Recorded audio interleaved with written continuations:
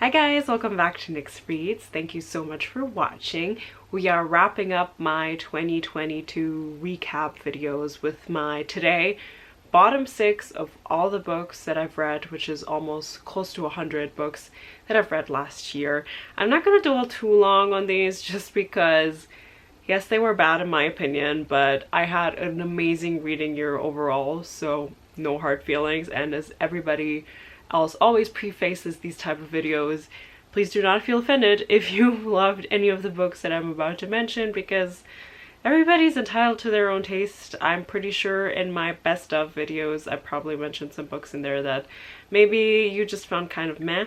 Anyways, before I start with my worst books of 2022, I'm gonna give you guys my 2 most disappointing books of 2022. These 2 books are Jade City by Vonda Lee and Mistborn by Brandy Sandy. I want to clarify that I didn't hate them. I was just disappointed by them because they were so hyped up. I honestly expected to give both of these books no less than 5 stars each. Starting with Jade City, so this is like an urban fantasy story about clans and the Jade War. So it's almost like a drug war but with jade, and you have opposing families that are incredibly powerful that control the supply of the jade, which grants people inhuman powers, essentially, like speed and strength. Honestly, the conflicts for this book being so huge were very simple, and they could have been much more complicated and more intricate than they were. I thought they were pretty surface level. What I've been noticing is that none of the political conversations that were happening had an actual impact on the war that was going on literally on the streets, where people were shooting each other and killing each other. The POVs that we were following were not always the most interesting in my opinion. So for example, of the opposing clan, there's this woman, the leader, she's called Ait, and she would have been an amazing POV, but I didn't really get to know her that well. All in all, it could have just been so much more. There was so much potential for me, but it's almost like the story just took the angles and storylines that were the least interesting to me, and that was the majority of the story. And also, am I the only one who caught this, but there's this one intercourse scene in the beginning of the book. The tone felt off because that happened once but never again, which almost felt like the author was baiting you in with steamy stuff, and then that was it. So that's Jade City for me. I am honestly not sure if I should keep going with the series. And essentially the same thing happened to me with Mistborn. The hype was real, the bar was set too high in the end, and it was an okay book, but it didn't blow me away. The magic system, it was super interesting. It's a very, I would say, typical world where you have a lord oppressing a bunch of other people under him, and so there's a plot to overthrow that lord. Right from the beginning, I thought that the plot that they put together was quite simple for overthrowing someone who is apparently so powerful. I was a bit doubtful if that was really it. It was almost like I was waiting for twists and turns to happen, because in my head I was like, this can't work, right? And then honestly, I can't even remember if there was something added to it or not. Before I would start with the next book, I'd have to read like a huge summary of everything that happened, because it was also just not that memorable for me. So again, a lot of potential. I like the Band of Thieves kind of vibe that was going on, you know, like found family type. And it's not that I don't like Brandon Sanderson's writing, because I've read almost all of his Skyward books, which I loved, and I read Elantris before diving into Mistborn, and Elantris made it to my most favorite books of prior year. Also, Mistborn was kind of in between YA and adult, and it felt like it couldn't decide. I think with this one I will keep going just because it is Brandon Sanderson and I want to advance in the Cosmere universe. Please tell me that the second book is better. So those were my 2 most disappointing books. They weren't bad, I was just let down. So now going into the 6 actual for me worst books of 2022. So the first one is McGlue by Otesha Moshfegh. I have read Eileen by this author and I was so impressed. I really enjoyed that one. And then McGlue was a random find that I saw at my local library. My main issue with it is I wasn't sure what I was reading. 70% of the time, and I don't know if it was a language barrier, but this was honestly like a stream of consciousness that I just could not follow. Honestly, like my reaction to this book was, what the heck am I reading? I don't understand. It was just, this was just did nothing for me. I even watched YouTube book reviews on it while I was reading it, you know, to like maybe understand the story a bit better. So I tried. It was not pleasant to read from his POV, and it was just not a good book in my opinion. Next is King of Battle and Blood by Scarlett St. Clair. So this book was a gift from my partner, because I do this thing now with him every year where I give him an Indigo gift card and he goes and buys me 2 to 3 books randomly. He picked this up because it had like a recommendation from one of the salespeople in that bookstore. How do you categorize this book? I would say it's probably fantasy smut. The experience of reading this, I think it was 400-page book, is the first 100 pages are all fun and games. You're like, you know what? I'm not going to expect this to be Lord of the Rings. It's not going to be that, but let me have fun with it. So this is about in a fantasy world, a princess who gets married off to a vampire king for like a truce thing between their kingdoms, and obviously she hates that vampire king, but then technically lusts after him. It's that kind of thing. At some point you reach page 200. This is getting slow. Like the book could end here at the 200 mark because it's starting to be repetitive. So like even the spicy scenes that are supposed to be fun and enjoyable, like the literal words and phrases, they start to repeat. At some point it's almost like the book or the author decides, okay, let me be more.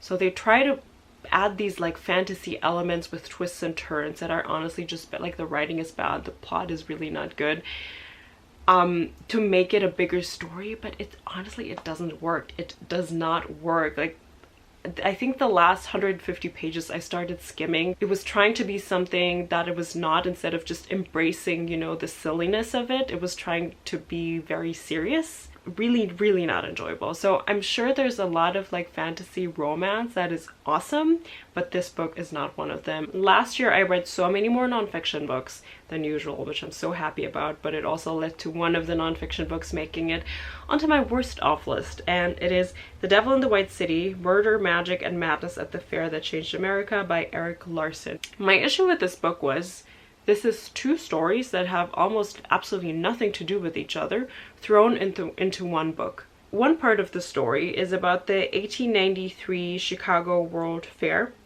which I've never heard of, honestly. I've never learned about it in school. I've never read any facts about that. So it's a story about the architects putting together this huge project and everything being essentially impossible, and it's costing too much and people are dying. I genuinely think Erik Larson wanted to write about the World Fair, but then somebody told him, hey, that's not interesting enough. Please also write about the notorious murderer H.H. Holmes, sorry.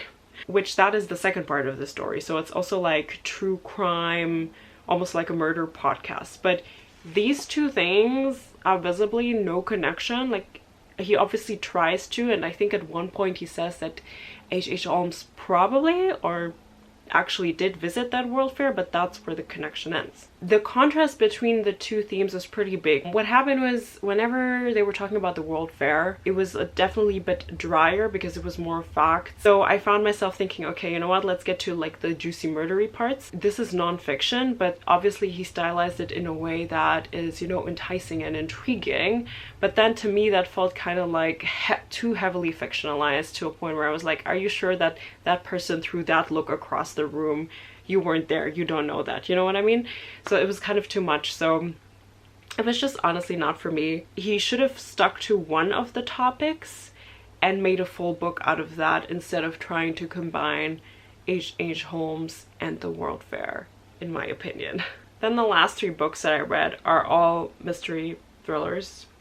I don't know if that's the correct genre. So the first one is Dead to Her by Sarah Pinborough. The reason why I picked this up is because I loved Behind Her Eyes by Sarah Pinborough. I've talked about that book multiple times now on my channel. Dead to Her, it's a no. I think I gave this 1 star. In this case, both the idea and also the execution were just really bad in my opinion. So this is about a Black woman marrying into a kind of like a white super rich community in the south of the United States. So she's technically like very out of place, and like all the wives look at her with a lot of envy because she's young, she's beautiful, she's like super charismatic. Okay, what even happens? I was about to say, and then that happens suddenly, but I cannot remember what happens. Does someone die? That will tell you how unimpressed I was by the story, because I can't even remember the major plot points anymore.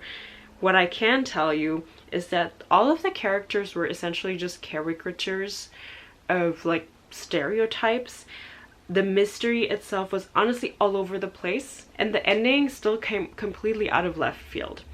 It was not something where it was like lingering always in the back that it actually made sense when you read it, but this one was just kind of like, well, okay, obviously I didn't see that coming, because where's the hint? This is a big no, but please do read Behind Her Eyes. That one's awesome. Then the last 2 mystery thrillers, I just noticed they were both Reese's book club picks. I think what this book club does is it's trying to appease like a very broad palette, right? But a lot of the times, if you're someone who reads a ton of mystery, a ton of thrillers, then some of the tropes just get really old, and if it's a book that's kind of not niche enough, then your chances are you're gonna guess every single twist that is in there, and it's just not gonna be a great experience. And that's kind of what happened here. The Sanatorium is supposed to be like closed circle mystery because it takes place in like a super snowy hotel far away. A murder happens, everybody's snowed in, no one can leave, no one can come in. Sounds great, right? That's why I wanted to pick it up. Our main character, Ellen, if I remember correctly, she's like a detective on leave or in suspension or something. She's incredibly frustrating and behaving incredibly incompetent and dumb. Why are you a cop? Why are you a detective? This is just, she's not that bright. So it's really hard to root for someone who's supposed to be, you know, a smart woman who is, you know, great at her profession, when she just keeps frustrating the hell out of you. The things that they say, sometimes like these plain observations, just don't make a lot of sense to me. So I'm gonna give you an example. They find, I think, another body heavily mutilated, like a gas mask put on their face. The person did not just trip and die. Very obviously. Ellen, our main character, at some point, I don't know if she thinks it or says it, but like after a long time of looking at the body and talking to people, they go like, oh, that's where it dawned on me. This must have been a murder. Completely nonsensical, honestly. And the clues themselves, they're just honestly so weird. Not very clever. So this was all in all a very frustrating book to read. The last one is from a pretty big name on BookTube. It's Lucy Foley, The Guest List. And with this book, I can genuinely see how somebody else could really enjoy this book. So for this one, I think it really comes down to personal preference. So this is also like a closed circle type of mystery, because you have a wedding party that goes to a remote island. So, murder happens, and first you don't know who is murdered, you don't know who the murderer is. Too many unbelievable coincidences just to create as many suspects as possible. And then there's like a time jump thing in there. There was like before and then at the day of the ceremony. I thought that the now chapters, like what was happening in that moment, were completely unnecessary. I was really not into this. Too heavily plotted out. The characters all sucked, but they all sucked for a reason, and it was just too on the nose. I know that the author brought out The Paris Apartment, I think it was last year. Have you read that? I don't think I will, honestly, but let me know if you liked The Guest List. I know this was super popular if you've read it. And if you think that The Paris Apartment is better. That was all the books. That was all of my worst books of 2022 plus 2 most disappointing books. Please let me know what you think. Feel free to challenge me in the comments down below. And thank you so much for watching. I hope I'll see you guys back here, and I'll see you guys next time. Bye.